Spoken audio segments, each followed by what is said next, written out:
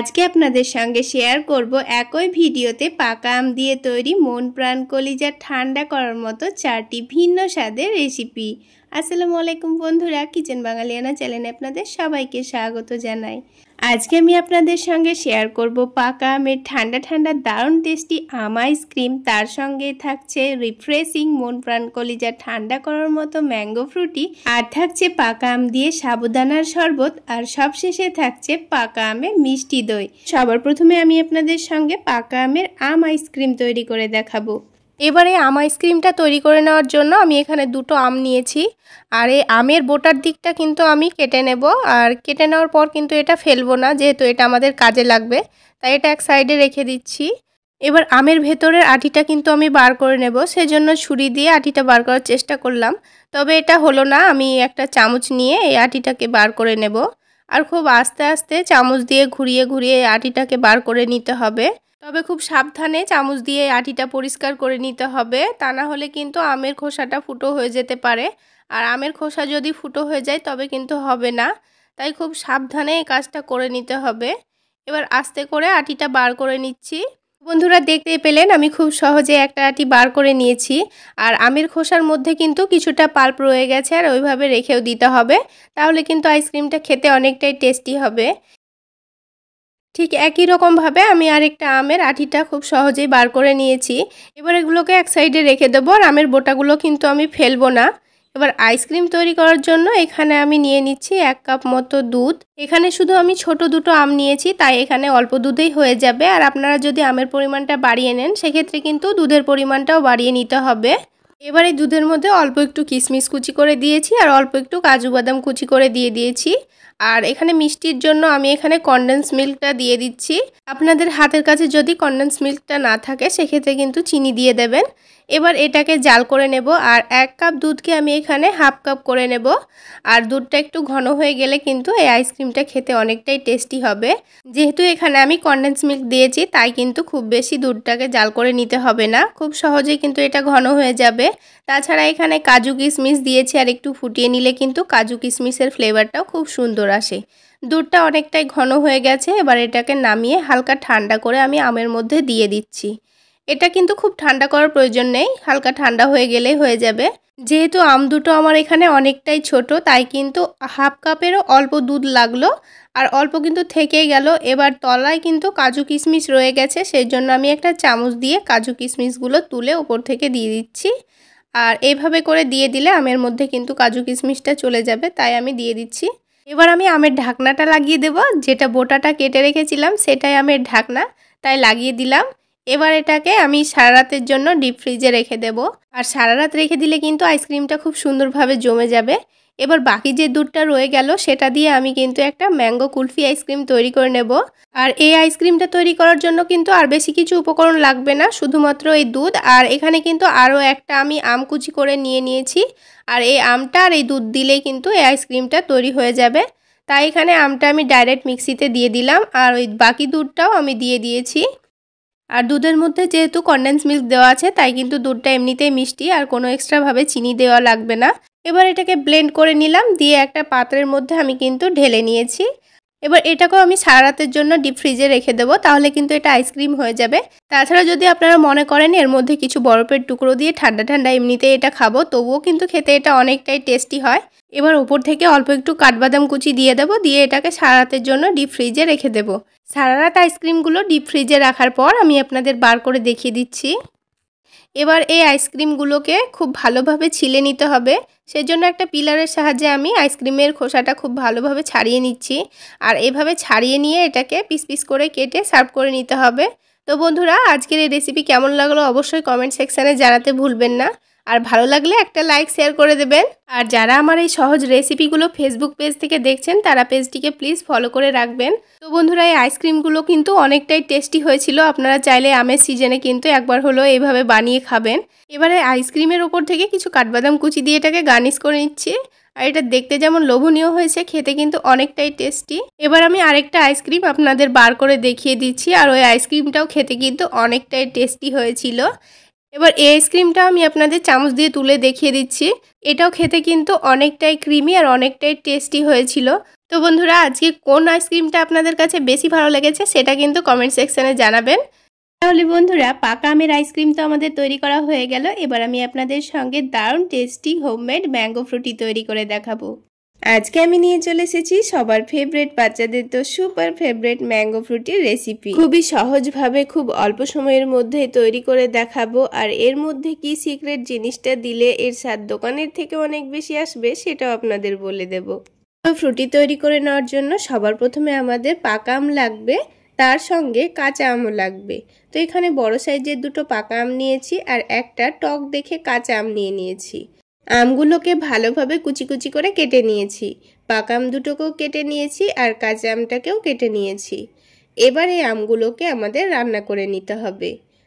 তো আপনারা চাইলে আমগুলোকে প্রথমে ব্লেন্ড করে নিয়েও রান্না করে নিতে পারেন।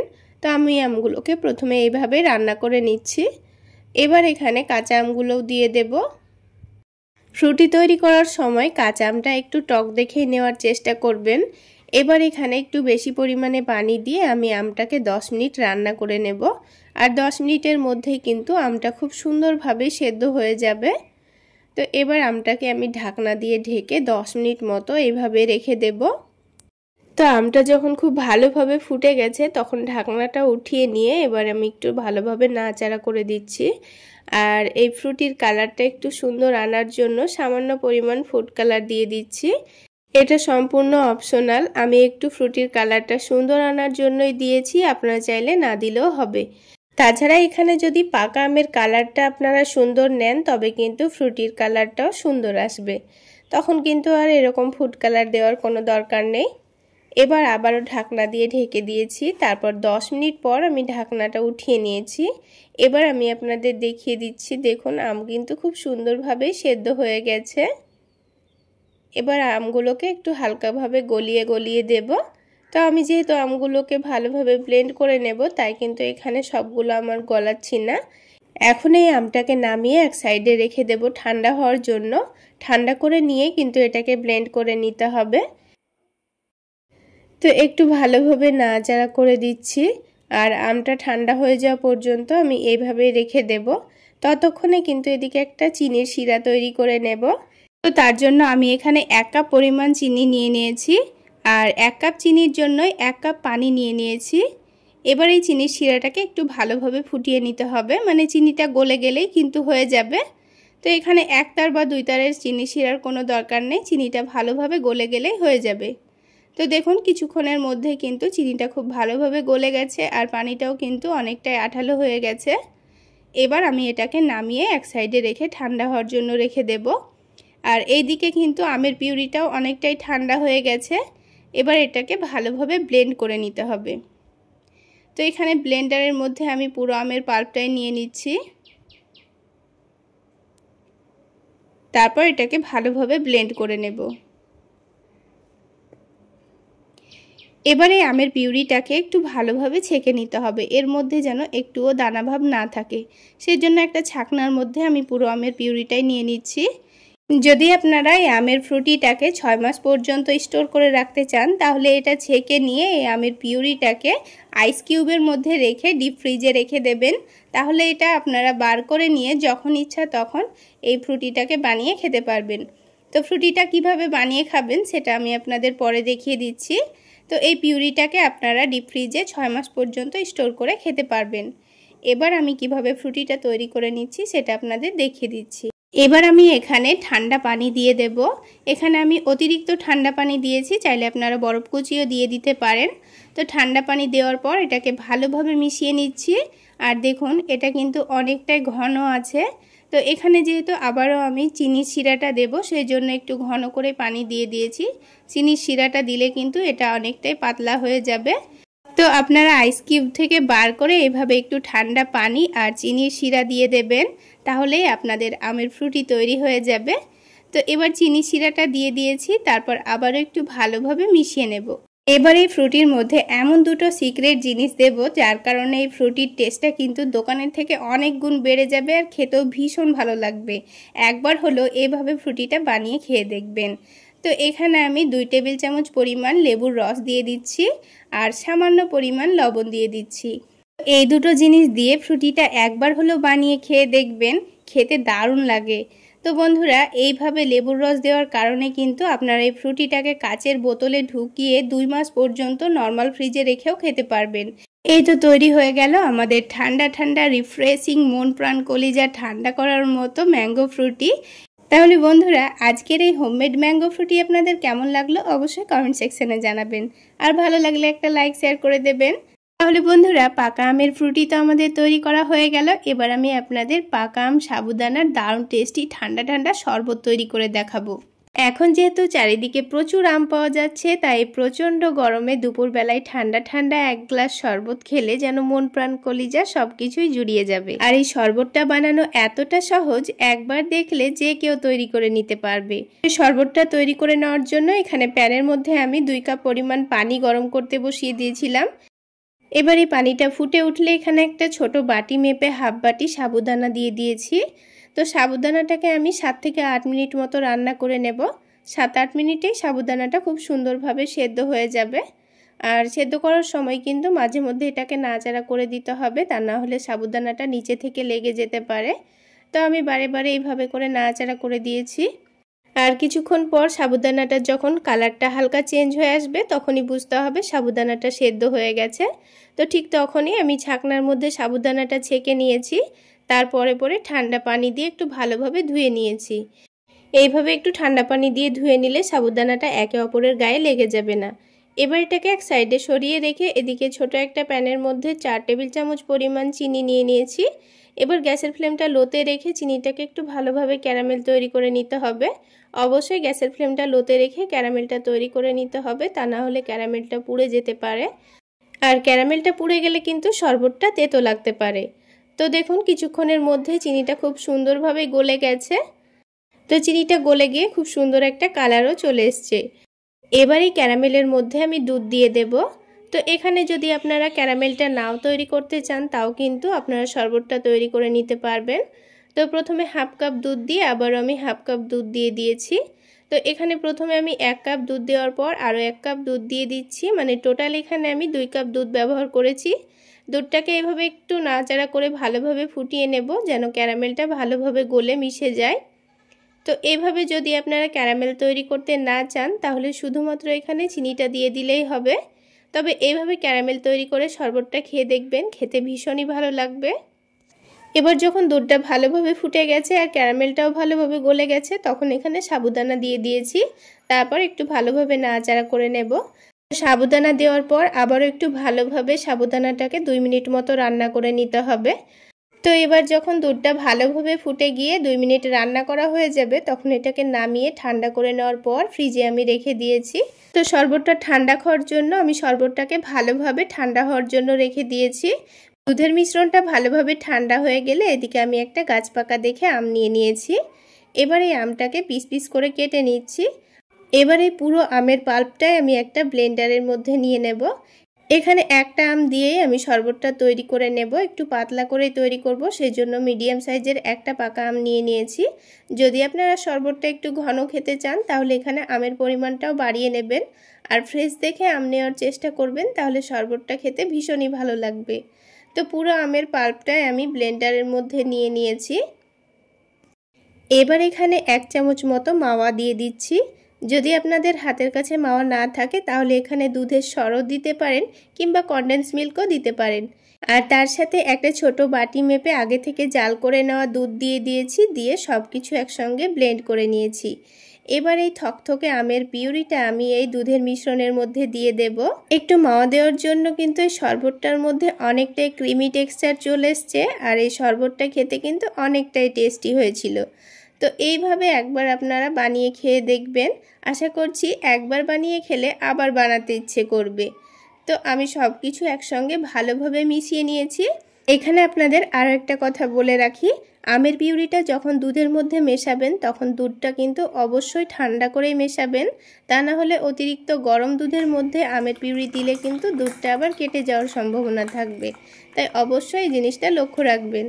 এবার আমি এই শরবতটা প্লাস্টিকের গ্লাসের মধ্যে পরিবেশন করে নিচ্ছি। এতে করে দেখতে কিন্তু অনেকটাই দোকানের মতো লাগবে। তো বন্ধুরা, আজকের এই শরবত রেসিপি আপনাদের কেমন লাগলো অবশ্যই কমেন্ট সেকশানে জানাবেন। আর ভালো লাগলে একটা লাইক শেয়ার করে দেবেন। আর আমার এই সহজ রেসিপিগুলো যদি ইউটিউব চ্যানেল থেকে দেখে থাকেন চ্যানেলটি সাবস্ক্রাইব করে দেবেন। আর ফেসবুক পেজ থেকে দেখে থাকলে পেজটি ফলো করে দেবেন। এবার এই শরবতের ওপর থেকে অল্প করে একটু আম কুচি করে দিয়ে দিয়েছি আর অল্প করে একটু পেস্তা বাদাম কুচি করে দিয়ে দিয়েছি। এতে করে এই শরবতটা খেতেও যেমন ভালো লাগবে, দেখতেও অনেকটা লোভনীয় হবে। আর এই শরবতটা খেতে কিন্তু দারুণ হয়েছিল। তাহলে বন্ধুরা, পাকা আম সাবুদানার শরবত তো তৈরি করা হয়ে গেল। এবার আমি আপনাদের সঙ্গে পাকা আমের মিষ্টি দই তৈরি করে দেখাবো। এই দই একবার দেখে নিলে যে কেউ তৈরি করে নিতে পারবে আর খেতেও হবে ভীষণ মজার। চাইলেই পাকা আমের সিজনে একবার হলো বানিয়ে খেয়ে দেখবেন, দারুণ লাগবে। তো দই বসানোর জন্য সবার প্রথমে আমাদের দই লাগবে। তো সেই জন্য এখানে একটা ছাকনার মধ্যে আমি একটা পাতলা কাপড় নিয়ে নিচ্ছি, কারণ এখানে আমি দইটাকে একটু পানি ঝরানোর জন্য রেখে দেব। তো আমি এখানে হাফ কাপ পরিমাণ টক দই নিয়ে নিচ্ছি। আর এই টক দইয়ের রেসিপি কিছুদিন আগে আমি আপনাদের সঙ্গে শেয়ার করেছি। আপনারা দেখতে চাইলে ইউটিউব চ্যানেলের ডেসক্রিপশনে আমি এই লিঙ্কটা দিয়ে রাখবো, আপনারা দেখতে চাইলে সেখান থেকে দেখে নিতে পারেন। তো এই দইটাকে আমি ডিপ ফ্রিজে রেখে দিয়েছিলাম। আর ডিপ ফ্রিজে রেখে দিলে দইটা একটু এইরকমই হয়ে যায়। তো এটা খুব ভালোভাবে পানি ঝরে যাওয়ার জন্য এখানে একটা জ্যামের বয়াম রেখে দিয়েছি। তো এখানে আপনারা একটা ভারী কিছু চাপা দিয়ে রেখে দেবেন, তাহলে পানিটা খুব সুন্দরভাবে ঝরে যাবে। এবার এখানে একটা পাকা আম নিয়ে নিয়েছি। দেখে কাঁচা মনে হলেও এই আমটা কিন্তু খুব সুন্দর গাছ পাকা। তো আমটা কাটলেই কিন্তু আপনারা বুঝতে পারবেন আমটা কিন্তু খুব সুন্দর পাকা আছে। তো এবারে আমটাকে আমি কেটে নেব। আর এই আমটা কিন্তু একটু বড় সাইজের, সেই জন্য এই আমটার আমি দুই সাইডের পিসগুলোকেই নেব, বাকি অংশটুকু নেব না। তো দেখুন বন্ধুরা, আমটা কি সুন্দর পাকা আর উপর দেখে মনে হচ্ছে অনেকটাই কাঁচা। এবারে আমের পিসটার মধ্যে একটু ছুরি দিয়ে ছোট ছোট করে টুকরো করে নিচ্ছি। এইভাবে পিস পিস করে নিলে কিন্তু আমের টুকরোগুলো বার করতে খুবই সুবিধা হবে। এবারে আমের পিসগুলোকে আমি একটা ব্লেন্ডারের মধ্যে নিয়ে নেব। তো যেহেতু আমি এখানে বড় সাইজের আম নিয়েছি, তাই দুই সাইডের এই পিসটা নিলেই কিন্তু হয়ে যাবে। তো বাকি আটিটুকু আমি কিন্তু রেখে দিয়েছি। এবার এখানে কোনো রকম পানি না দিয়ে খুব ভালোভাবে ব্লেন্ড করে নিতে হবে। তো আম ব্লেন্ড করে নিয়ে এক সাইডে রেখে দিয়ে আলাদা একটা প্যানের মধ্যে আমি এখানে হাফ লিটার দুধ নিয়ে নিয়েছি। এবার যখন দুধটা হালকা গরম হয়ে যাবে তখন গ্যাসের ফ্লেমটা লোতে রেখে এখানে গুঁড়ো দুধ দিয়ে দেব। এখানে অতিরিক্ত গরম দুধের মধ্যে যদি গুঁড়ো দুধ দেন তাহলে কিন্তু দুধটা অনেকটাই দলা পেকে যাবে, খুব সুন্দরভাবে কিন্তু মিশবে না। তাই দুধটা হালকা গরম থাকা অবস্থাতে খুব সুন্দরভাবে মিশিয়ে নিতে হবে। তো দেখুন, গুঁড়ো দুধটা কিন্তু খুব ভালোভাবে মিশিয়ে নিয়েছি। এর মধ্যে কিন্তু একটুও দলা দলা ভাব নেই। এবার এই দুধের মধ্যে টেস্ট অনুযায়ী চিনি দিয়ে দিচ্ছি। আপনাদের টেস্ট অনুযায়ী চিনির পরিমাণ কমিয়ে বা বাড়িয়েও নিতে পারেন। তারপর এখানে আবার একটু ভালোভাবে মিশিয়ে নিচ্ছি। এবার এই দুধটাকে 10 মিনিট মতো রান্না করে নেব, তাহলে এই দুধটা এখনকার থেকে অনেকটাই ঘন হয়ে যাবে। আর যেহেতু এই দুধের মধ্যে আমি গুঁড়ো দুধ দিয়েছি, তাই কিন্তু অনেকক্ষণ জাল করে ঘন করার কোনো দরকার নেই। খুব অল্প সময়ের মধ্যে কিন্তু দুধটা অনেকটাই ঘন হয়ে যাবে। তো দেখুন বন্ধুরা, প্রায় 10 মিনিট মতো দুধটা জাল করে নেওয়ার পর দুধটা কিন্তু অনেকটা ঘন হয়ে গেছে। এবার এই দুধটাকে নামিয়ে আমি ঠান্ডা হওয়ার জন্য রেখে দেব। আর এদিকে কিন্তু এই দইটা থেকেও অনেকটা পানি ছেড়ে দিয়েছে। এবার আমি এই দইটাকে যেই পাত্রে আমি এই মিষ্টি দইটা বসাবো সেই পাত্রে নিয়ে নেব। তো দেখুন বন্ধুরা, দইয়ের মধ্যে কিন্তু একটুও পানি ভাবও নেই আর অনেকটা ঠান্ডা ভাবও চলে গেছে। এবার যে পাত্রে আমি দইটা বসাবো সেই পাত্রে আমি দইটাকে নিয়ে নিয়েছি। তারপর এই দইটাকে একটু ভালোভাবে ফেটিয়ে নিতে হবে। এই দইটাকে খুব ভালোভাবে ফেটিয়ে একটু ক্রিমের মতো করে তৈরি করে নিতে হবে, দইয়ের মধ্যে যেন একটুও দলা দলা ভাব না থাকে। তো দইটাকে হালকা ফেটিয়ে নিয়ে এবার আমি এখানে ব্লেন্ড করা আমের পিউরিটা 2 চামচ নিয়ে নিচ্ছি। এখানে কিন্তু খুব বেশি আমের পিউরি দেওয়ার দরকার নেই, অল্প করে দিয়ে দিলেই কিন্তু হয়ে যাবে। তো এবার আমের পিউরিটা দিয়েও আবারও একটু ভালোভাবে মিশিয়ে নিয়েছি। এবার এখানে দুধটা দেওয়ার আগে আমাদের চেক করে নিতে হবে দুধটা ঠান্ডা হয়েছে কিনা। তো দুধের মধ্যে একটা আঙ্গুল দিয়ে চেক করে নিচ্ছি। আঙ্গুলে যদি এই দুধের তাপটা সহ্য করতে পারে, হালকা উষ্ণ গরম হলে কিন্তু হবে। এবারে আম দইয়ের মিশ্রণের মধ্যে কিন্তু পুরোটা দুধ একেবারে দিয়ে ফেলা যাবে না, বারে বারে অল্প অল্প করে দিতে হবে। তো প্রথমে অল্প দুধ দিয়ে এইভাবে একটু হ্যান্ড উইক্স দিয়ে ভালোভাবে মিশিয়ে নিচ্ছি, তাহলে কিন্তু খুব সুন্দরভাবে মিশিয়ে নেওয়া যাবে। তো আবারও এইভাবে অল্প করে দিচ্ছি। তো বারে বারে দিয়ে কিন্তু খুব ভালোভাবে মিশিয়ে নিতে হবে। এইভাবে দই বসালে আপনারা যে কোনো পাত্রেই দইটা জমিয়ে নিতে পারবেন, খুব সুন্দরভাবে জমবে। আর আরও একটা জিনিস খেয়াল রাখবেন, এখানে এই দুধটা যদি একটু গরম বেশি হয় তাহলে এই দুধ দইয়ের মিশ্রণে যদি দুধটা দিয়ে দেন তবে কিন্তু এখানে দুধটা কেটে যেতে পারে। তাছাড়া দইটা খুব একটা ভালো নাও জমতে পারে, এর মধ্যে পানিও ছেড়ে দিতে পারে। তো খুব ভালোভাবে মিশিয়ে নেওয়ার পর একটা ফয়েল পেপার দিয়ে খুব ভালোভাবে ঢেকে দেব। তো ফয়েল পেপার দিয়ে বাটিটাকে একটু ভালোভাবে মুড়িয়ে নিচ্ছি। এবার মুড়িয়ে নেওয়া হয়ে গেলে এবার উপর থেকে একটা মোটা কাপড় চাপা দিয়ে এটাকে একটু গরম জায়গায় রেখে দিতে হবে। তো গরম জায়গায় রেখে দিয়ে এটাকে 7 থেকে 8 ঘন্টা মতো আমি রেখে দিয়েছিলাম। তারপর এটাকে 1 ঘন্টা ফ্রিজে রেখে আমি আপনাদের দেখিয়ে দিচ্ছি। দেখুন দইটা কিন্তু খুব সুন্দরভাবে জমেছে, একটুও কিন্তু পানি পানি ভাব নেই। আপনারা দেখে নিশ্চয়ই বুঝতে পারছেন দইটা কত সুন্দর জমেছে। এবার আমি আপনাদের কেটেও দেখিয়ে দিচ্ছি। দেখুন দইয়ের মধ্যে কত সুন্দর একটা ক্রিমি টেক্সচার এসছে, আর খেতেও কিন্তু ভীষণ মজার হয়েছিল। চাইলে এই পাকা আমের সিজনে একবার হলেও আমার এই রেসিপি ফলো করে বানিয়ে খেয়ে দেখবেন, খেতে ভীষণই ভালো লাগবে। তাহলে বন্ধুরা আজকের এই আম মিষ্টি দই আপনাদের কেমন লাগলো অবশ্যই কমেন্ট সেকশানে জানাবেন। আর ভালো লাগলে একটা লাইক শেয়ার করে দেবেন। আর আমার এই সহজ রেসিপিগুলো যদি ইউটিউব চ্যানেল থেকে দেখে থাকেন চ্যানেলটি সাবস্ক্রাইব করে দেবেন, আর ফেসবুক পেজ থেকে দেখে থাকলে পেজটি ফলো করে দেবেন। তাহলে বন্ধুরা আজকে এই পর্যন্তই। সকলে অনেক বেশি ভালো থাকবেন, সুস্থ থাকবেন। দেখা হচ্ছে আরও একটি নতুন রেসিপি নিয়ে নেক্সট এপিসোডে।